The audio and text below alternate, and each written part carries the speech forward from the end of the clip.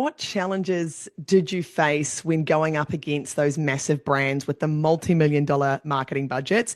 Your budgets were obviously in the hundreds of thousands and early millions as you grew, but how did you overcome them? Yeah, I think even when we started, everyone said, "How are you going to compete with the big guys?" You know, it's always a question, "How are you going to Mm. compete?" And to be honest, I never worried about it.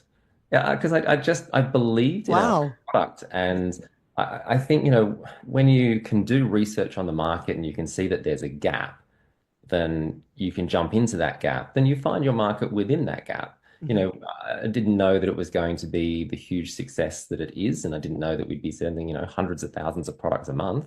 I didn't sort of worry too much about what the other players and larger players were doing because I understood there was a gap in the market that we were going to fill. And I think what people need to often remember when you're competing against some of these large corporations is that they move very slowly and they're not nimble.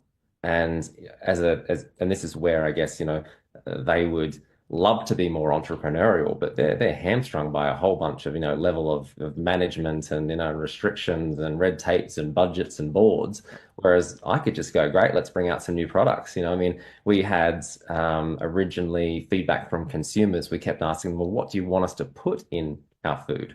So, what are you adding to our food, for instance? And coconut oil at the time was huge. So we could add coconut oil into a new product and have it on the market within 3, 4, 6 months.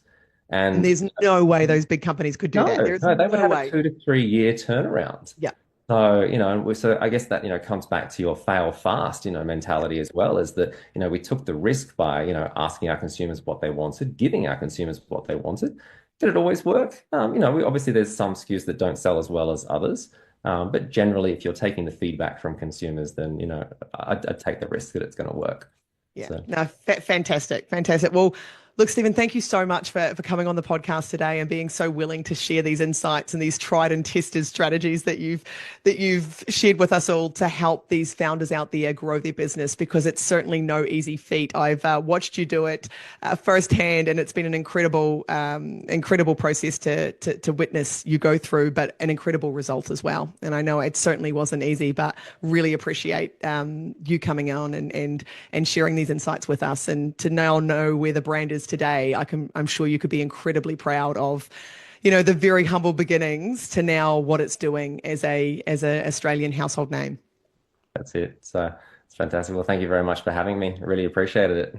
Pleasure. So, what an incredible deep dive today that we've had with Stephen, understanding his journey from building from a very small beginning to a household name in Australia.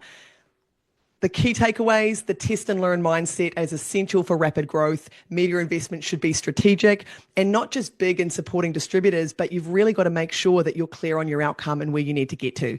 And perhaps the biggest insight: you don't need the multi-billion or million dollar budgets to win against the giants. You just need a sharp strategy, relentless execution, and the courage to disrupt the market.